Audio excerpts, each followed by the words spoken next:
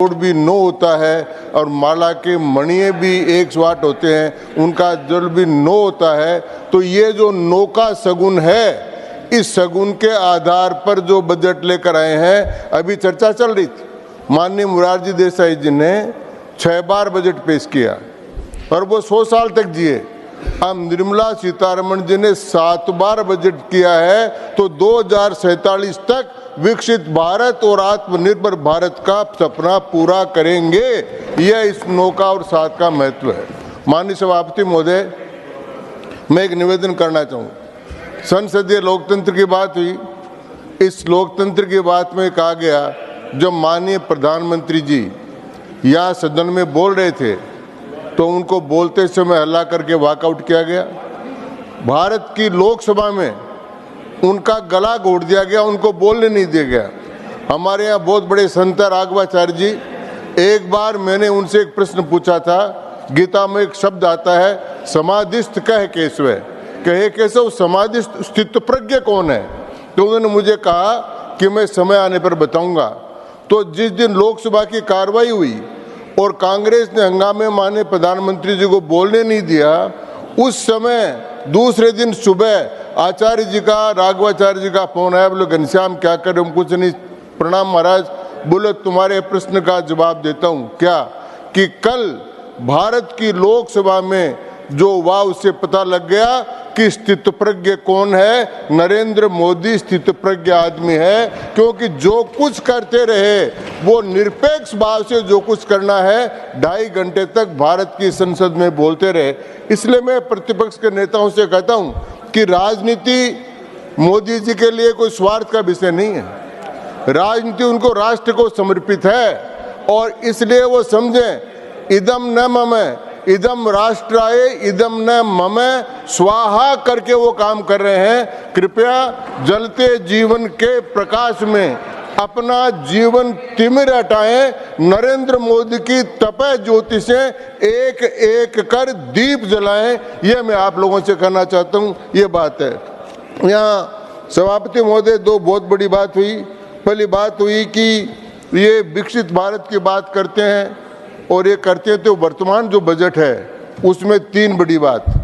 एक तो वो वर्तमान पर है, एक भूत के ठोस धरातल पर है और एक भविष्य के चिंतन के साथ। वर्तमान में तो इसलिए है कि सारी जो 9 बिंदु है उन पर कितना कितना खर्च होगा वो सारा सब माननीय सदस्यों ने बताया, मैं उस पर नहीं बताना चाहता। लेकिन 10 साल का जो ठोस धरातल है जिसके ऊपर खड़ा है सबसे बड़ा विदेशी मुद्रा का भंडार, सबसे अधिक एक्सपोर्ट, डिफेंस में प्रगति, वित्तीय कोष पर नियंत्रण, गरीब कल्याण योजनाओं में सर्वोच्च और भारत की 7% से बढ़ती हुई जीडीपी, इसके आधार पर खड़ा हुआ और भविष्य का चिंतन नीति आयोग की मीटिंग के आधार पर उसमें कहा गया कि जब तक भारत के प्रत्येक नागरिक का 1,25,000 रुपए महीने की आय नहीं होगी तब तक और 15 लाख रुपए साल की आय कम से कम नहीं होगी तब तक विकसित भारत नहीं होगा। उस प्रकार का भारत बनाने के लिए दृढ़ सोच के साथ आए हैं। तो मैं कहना चाहूंगा कि ये वर्तमान का भी बजट है, ये भूत का भी बजट है और भविष्य का भी बजट है। इस रूप में इस बजट को हमको देखना चाहिए। ये कहा गया माननीय सभापति महोदय यहाँ पर कि इस बजट में इस प्रांत को कुछ नहीं मिला, इस प्रांत को कुछ नहीं मिला। उसमें राजस्थान का भी नाम लिया माननीय लीडर ऑफ द अपोजिशन ने कि राजस्थान को भी कुछ नहीं मिला।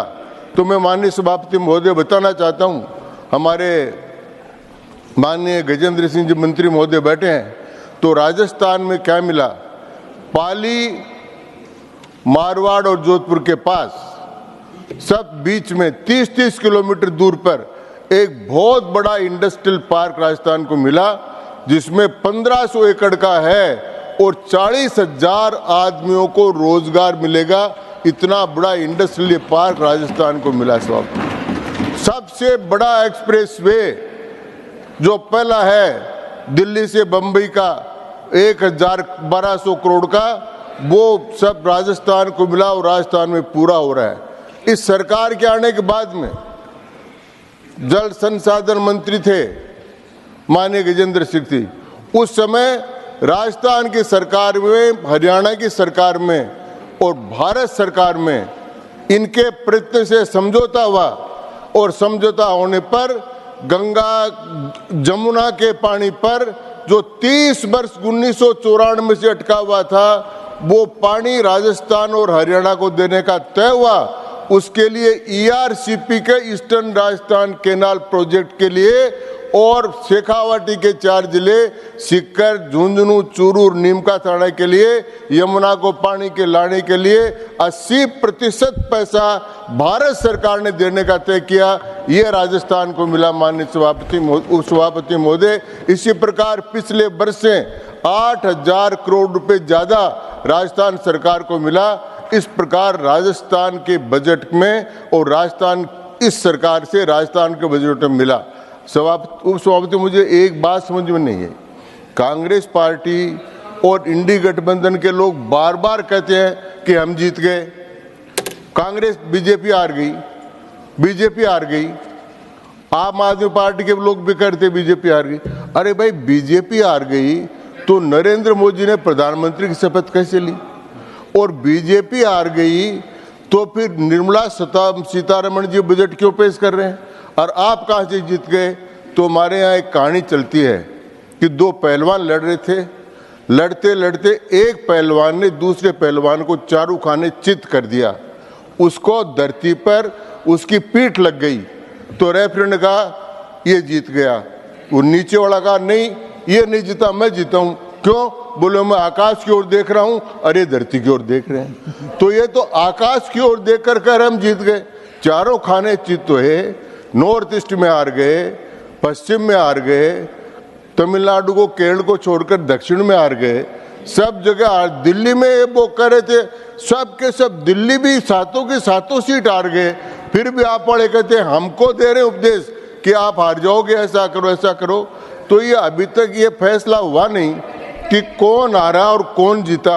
लेकिन मैं एक बात कह देना चाहता हूँ कि हमारे यहाँ कहावत है, यहाँ पर 2 बड़ी बात कही गई है।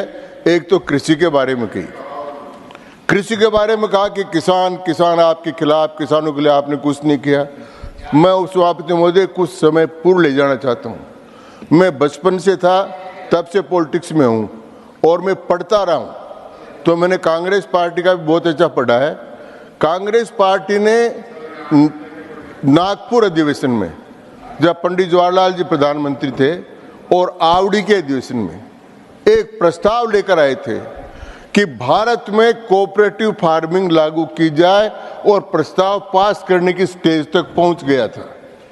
वो प्रस्ताव था कि सारे किसानों का जमीनों का मालिकाना हक समाप्त कर दो और किसान का मालिकाना हक समाप्त करके वो हक सारी गांव का एक कोऑपरेटिव फार्म हो जाए, और इस प्रकार किसान का जमीन से अधिकार खत्म करना चाहते थे। उस समय मैं याद दिलाना चाहता हूं माननीय सभापति महोदय, भारत रत्न माननीय चौधरी चरण सिंह जी उस समय खड़े होकर कांग्रेस के अधिवेशन में उन्होंने जबरदस्त खिलाफत की और महावीर त्यागी ने उनका समर्थन किया, और पंडित जी को, जवाहरलाल जी नेहरू को कोऑपरेटिव फार्मिंग का, किसान की जमीन का मालिक समाप्त करने का जो कानून था, जो प्रस्ताव पास कर रहे थे, वो प्रस्ताव उनको वापस लेना पड़ा।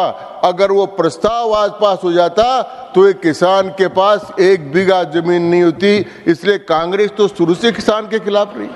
कांग्रेस का किसान से लेन देन क्या रहा है, और इसी प्रकार के काम किए थे। मैं सभापति महोदय, अभी चर्चा और थी किसान की, यहाँ पर महेंद्र सिंह जी टिकैत के नेतृत्व में उसी समय कांग्रेस के राज में इतना बड़ा किसान आंदोलन कांग्रेस के खिलाफ हुआ था, और कांग्रेस पार्टी ने 15 दिन तक कांग्रेस के खिलाफ आंदोलन हुआ, और कांग्रेस पार्टी को किसान विरोधी आप सुन लीजिए भाई, सुन लीजिए। हाँ, वो आए, वो काम की, और किसानों के साथ, किसान के साथ कई बार, एक बार नहीं। मैं प्रश्न पूछना चाहता हूं कांग्रेस ने कि कौन सी चीज है जो बाजार में नीलाम होती?